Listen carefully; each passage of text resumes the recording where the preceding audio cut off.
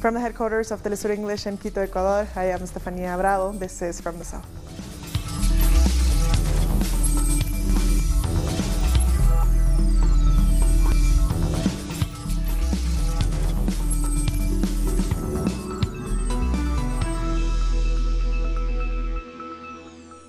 Venezuelan President Nicolas Maduro has announced that the country's land border with Brazil will be closed. It is believed Maduro is considering doing the same with the Colombian border. A partir de las 8 p.m. local time on February 21st, the land border with Brazil will be completely and absolutely closed until further notice. I am considering a complete closure of the border with Colombia. As they say, a prepared man is worth two. So a prepared people is worth two as well. And the Vice President of Venezuela said in a news conference that the government has delivered a list of food and medicines required this year to the UN, and added that the solution to the nation's woes continues to be the lifting of the economic blockade. I also want to recall what the supposed humanitarian aid of the United States has meant for humanity. Every time that the United States says that it's going to deliver humanitarian aid, it's to attack, to bring war, to bring violence. Alternative media outlet In the Now, which had its Facebook page taken down last week, says that the social media giant has been in touch. CEO of Mafic and founder of In the Now, Anissa Nawe, says that the page may be restored if they update its About section. She said that she just wishes that Mafic would have been contacted rather than being blocked. The page was reportedly censored due to its affiliation with the news network RT. For an update on this, we spoke with producer, writer, and host Rania Khalek, who joined us from the studios of In the Now in Moscow. And the thing is that Facebook never told us they wanted us to do this. There is no Facebook requirement for pages to disclose their funding source. And if you look at other outlets that receive funding, whether it's partial or full from any state, from any government, they too don't disclose their funding on their Facebook page because it's just not standard industry practice and it's not a requirement. You can go look at Al Jazeera's page, BBC, CBC, NPR, and none of them disclose their funding because, again, it's not a requirement. So what was shocking here is that Facebook took down In the Now's pages, all of the pages affiliated with Mafic, without warning, without reaching out and talking to us and telling us they wanted to do this, and with no actual rule being violated. Rania also said that mainstream media has coincided with Washington's line from the very beginning regarding Venezuela.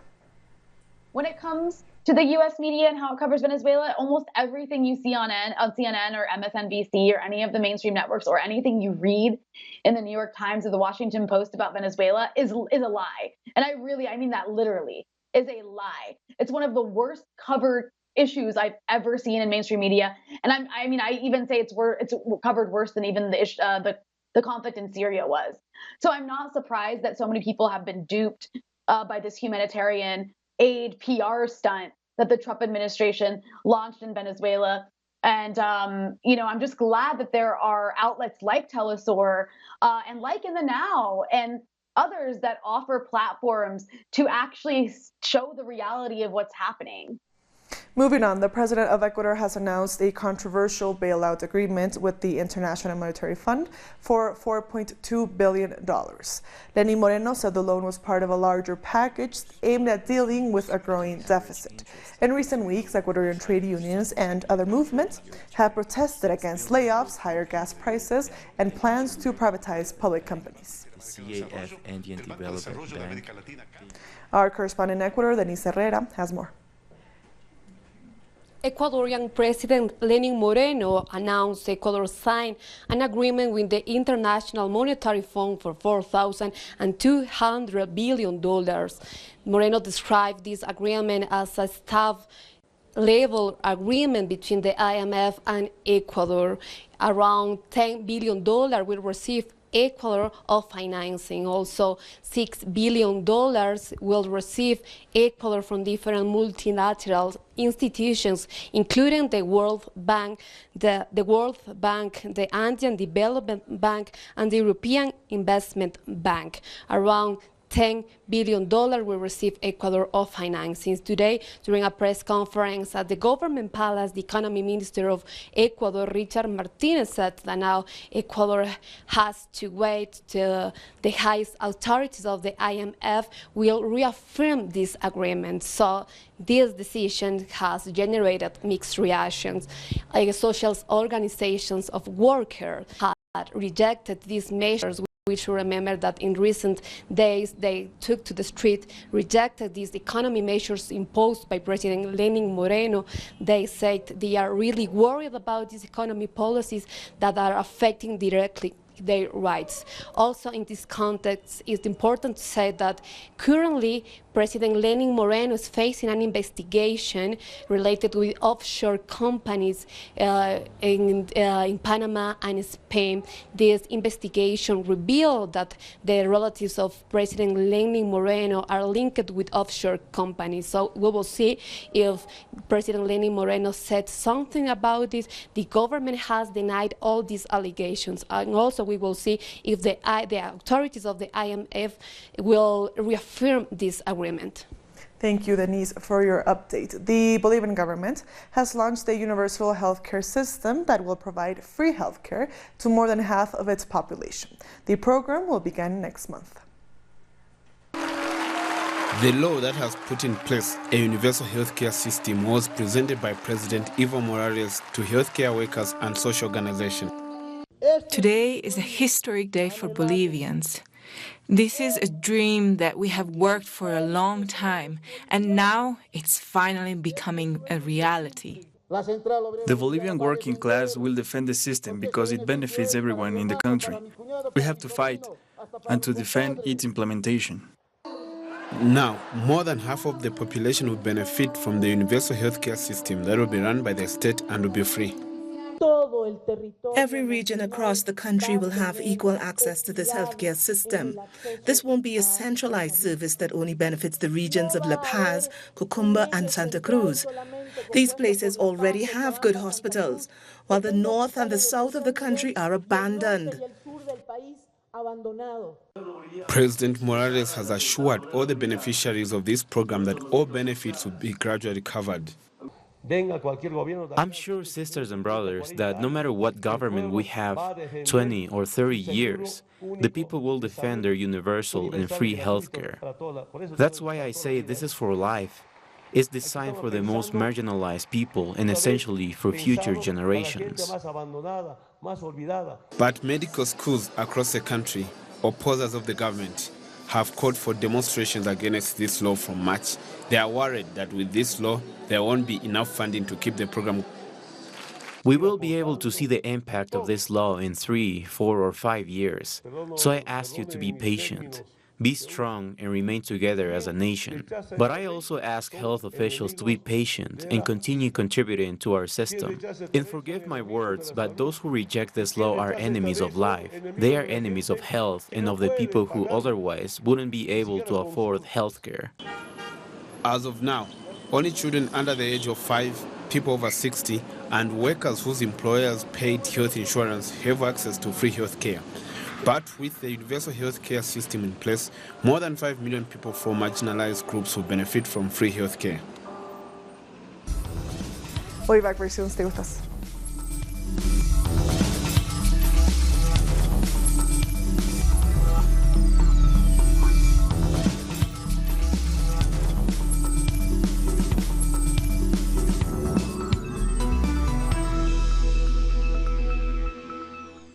Welcome back. For a number of weeks, we have seen Haiti ravaged by a series of violent protests against President Jovenel Moïse. Our correspondent in Port-au-Prince, Pablo Perez, spoke with Jake Johnston from the U.S.-based Center of Economic and Policy Research to find out more about the situation. Hello, here we are in Haiti, and we are joined by Jake Johnston. He's from the Center of Economic and Political Research, and he has been here during the last events, the social surging of demands for the demission of the President Jovenel Moïse. And well, Jake, what do you make of the manifestations, the demonstrations that we have been seeing the last few weeks? Well, I think, this is really a culmination of a lot of things and a lot of built-up frustration, over many months. And you've sort of seen this most recent thing building with fuel price hikes in January that were then rescinded. And again, I think, one of the main issues that's been the focus here is the issue of corruption, and specifically around PetroCaribe, and demanding that the government starts holding people accountable for what's happened with the money. Yeah, but this is something new. This is something that you can only take accountable the last administration of Jovenel Moïse, or it's something that has been carried on over different administrations? Oh, I think for sure this is something that's been building for years, and with the corruption this has been a problem for longer than this administration, the previous administration, and before. But I think what's really changed is that as the economic conditions continue to worsen, as people sort of see a government that functions for the politicians and not for the people, there's a real demand that there is something done to address this concern. And so I think you've seen a sort of renewed interest or renewed focus on these issues in this current context. This is very important that whomever comes first at Haiti and sees Haiti for the first time finds a very particular definition of government, a government that leaves the people, that rules, but the people does not get back from the government. They do not get back education, they do not get back health. How can you describe that? Yeah, I think that's exactly right. I think, again, this is something that's been building for a long time and maybe coming to a head. But it certainly involves the role of the international community here in Haiti, where there's been a sort of parallel governance system that's been developed through NGOs and private actors, where these basic state services are not provided by the state. And you put that on top of an electoral system that has really sort of failed the people and failed to confer legitimacy on these political leaders. You saw this most recent election, less than 20% turnout. What does that sort of mean in terms of the democratic legitimacy of a government and its ability to actually supply the people with what they need? So what do you think we can expect to see on the political life of Haiti on the next few weeks?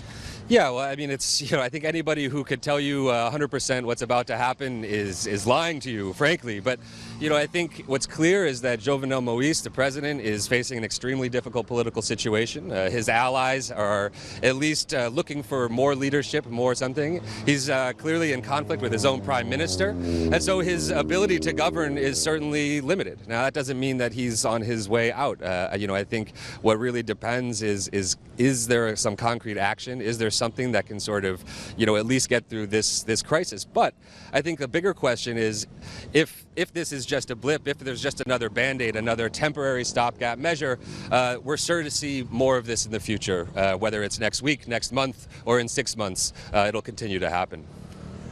What will be the most feasible solution for the people's problems in Haiti? Not the political problem, but the people on the neighborhoods. Yeah, well, I mean, I think the two aren't unrelated. There's the political conflict and the political fights that are happening are certainly impacting the ability for the government to provide for the people, to address those socioeconomic problems. And so until there can be, a political dialogue, a political consensus around what that might actually look like and what addressing these problems can look like, it's going to be very difficult. And unfortunately, I think that means, in the short term, the situation gets worse, not better. Well, that's very interesting insight. And this was Jake Johnson from the Economic and Political Research Center, and it's been with Pablo Perez here for Telesun English. Thank you, Pablo, for that report. A leader of CARICOM says if the U.S. really wants to help the people of Venezuela, it would remove its sanctions on the country. The Prime Minister of St. Vincent and the Grenadines said it to a local radio station, Star FM, on Thursday. For the Venezuelan government, the money which they have in the United States, the money which has been frozen, amounts to $11 billion US. Wow. That is money which you can buy food and medicines with.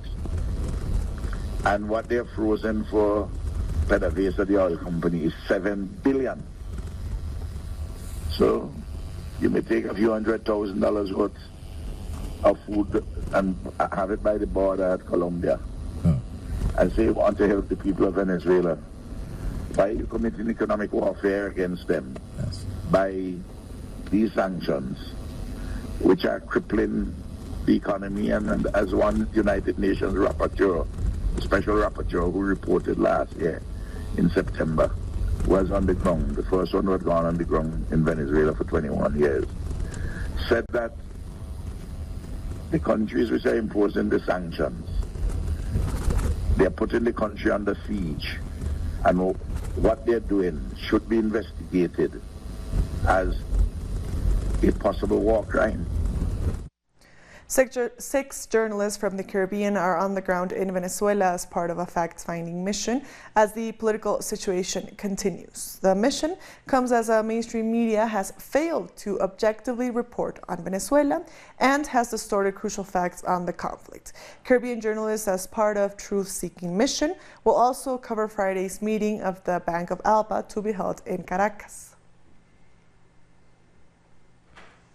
The Nigerian Independent National Electoral Commission has confirmed that election material has been deployed to 19 out of the 36 states, adding that there will be no second delay. The commission has assured that more states will receive material by the end of the day. Nigeria has over 84 million registered voters. The initial general elections were scheduled for the 16th of February, but were postponed at a last-minute overnight press conference. And Nigerian fuel suppliers, bus operators, and some airlines are offering people incentives to travel and vote in the presidential elections this Saturday. The Electoral Commission announced the vote was being delayed to February 23rd, a few hours before polling stations were to be opened last week. There are fears that the delay will result in lower voter turnout since people are registered to vote in different parts of the country from where they live. Community leaders of the Rania region in Guatemala are welcoming the ancestral agricultural calendar with a special ceremony. With this, indigenous communities are renewing their commitment to preserve Mother Nature. Authorities of the municipality of Uspantan in the department of Quiche took part in an offering ceremony to celebrate change and to welcome the new Mayan year in the ancestral agricultural calendar. We are in Cucupe 7B, which means to us the Quechis tooth, mouth, but also the path. The agricultural calendar has 18 months, with 20 days each. That adds up to 360 days. There also are 5 sacred break days called Wayeb, which ended on February 19 in the Gregorian calendar. The Wayeb are the 5 days that don't belong to anyone. They are sacred. In the past, our grandfathers and grandmothers meet in the house during these days to meditate. For the Mayan descendants, the start of the new year is an inspiration to keep protecting Mother Nature from the extracting industries. Mother Nature and our rivers are expecting us to protect them, to release them from the companies that are threatening their existence. Residents explained that the agricultural Mayan calendar was pushed aside by the Gregorian calendar during the Spanish invasion, but they tried to use it on their daily life. Most of the old generation still use the full moon to start planting their seeds or work on their crops in their ancestral communities. The communities also sworn in their new ancestral authorities, in charge of taking care of the indigenous communities and defend Mother Nature. We'll be back very soon. Stay with us.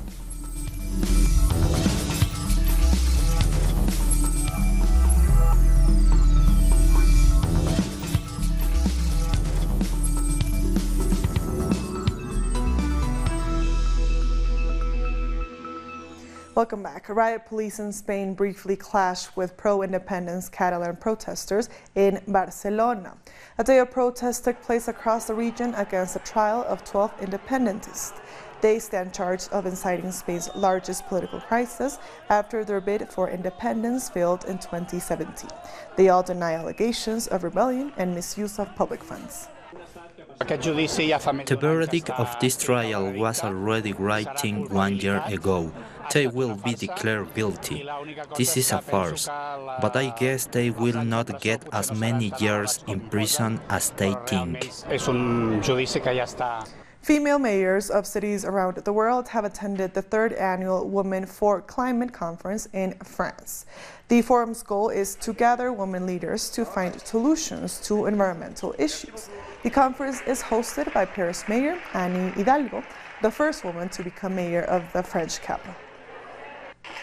Today, however, the Paris Agreement is facing many challenges as several national states have withdrawn their commitment, while others have not moved fast enough. But we can't wait for them to move faster or to change their minds. It is high time to take the lead and build together the future we want, the future we can trust. Relatives are grieving outside a Bangladeshi hospital after at least 70 people died in a fire in the capital, Dhaka. The fire broke out in a 4-story chemical warehouse and quickly spread to nearby buildings in an old part of the city. The causes of the incident are still unknown, but a witness claimed that a gas cylinder exploded in the back of a car. At around 10:15 last night, a gas cylinder blasted on the street, and the fire spread to the other vehicles very quickly. On the first floor of the corner building of the street, there is a chemical warehouse. When the blaze reached the warehouse, it became more fierce. I have lost my niece, her husband, and my grandson. I'm waiting with the coffins for their bodies. When we get the bodies, then we will take the bodies for burial. And the mayor of the district where the fire occurred said they have signed an agreement a week before the tragedy to banish these types of chemical warehouses from the neighborhood. Just 2 days before this happened, our mobile core team initiated raids to close these chemical warehouses from this old part of Dhaka. Just the past Monday, we want to make this clear to everybody, that our city council is fully committed to remove these chemical warehouses from old Dhaka. The president of Kazakhstan has dismissed the government, citing that positive changes have not been achieved in the oil-rich country's economy. The decision was taken after the economy struggled to recover from a 2014 drop in oil prices. Western sanctions on its key trading partner Russia have also contributed to the ailing economy. The architecture faculty of Damascus University has organized an exhibition that focuses on recovering archaeological sites that were destroyed during the war in Syria.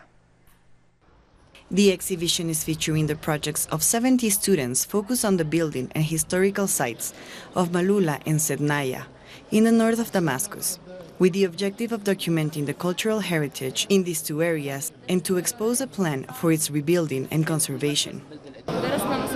This exhibit is the result of an investigation that helped us document all of the damaged archaeological remains in these locations. Based on this study, we presented our proposals for its reconstruction.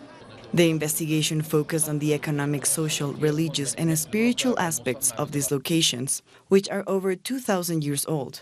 The student initiative shows how attached Syrians are to their history.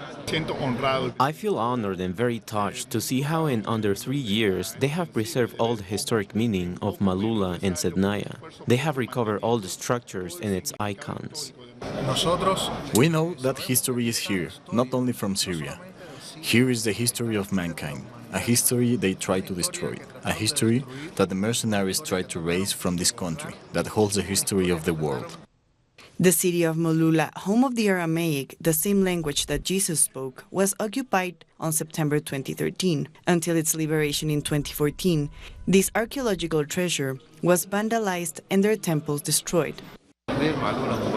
After the liberation of Malula, the residents started to return immediately to rebuild their houses, churches, convents. We are so happy for the achieved results.